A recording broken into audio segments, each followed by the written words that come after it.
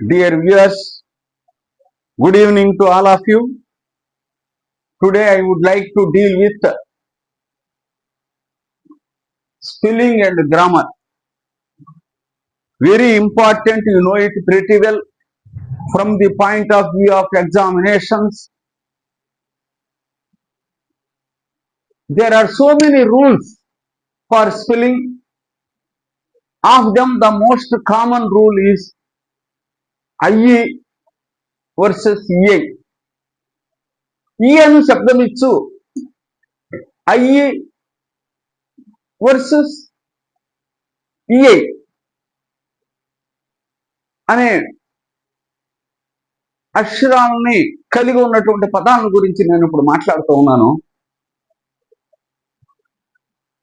పదములో C లేనప్పుడు I అనేది వాడతారు. పదములో సి ఉన్నప్పుడు ఈఐ అనేది వాడతారు.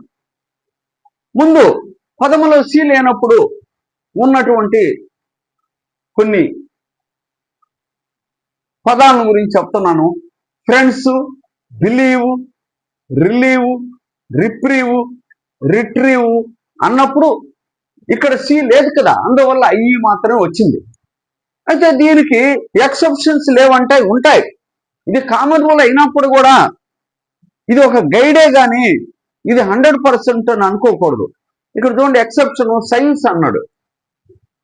ఇక్కడ సి ఉన్నా కూడా అయ్యో వచ్చింది కదా, అట్లా ఉంటాయి అన్నమాట. కొన్ని గమనిస్తూ ఉండాలి.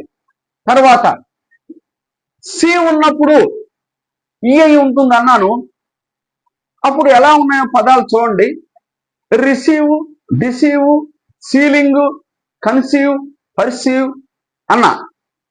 ఇక్కడ సి ఉంది కాబట్టి ఈఐ వచ్చింది. ఎక్సెప్షన్స్ సి లేకపోయినా ఈఐ వచ్చింది చూడండి. Rein, height, heir, weight, near, leisure, neighbour, their, either, neither ఇలా ఉన్నాయి. మనం వీటన్ని జాగ్రత్తగా గమనించుకోవాల్సిందిగా కోరడమైనది.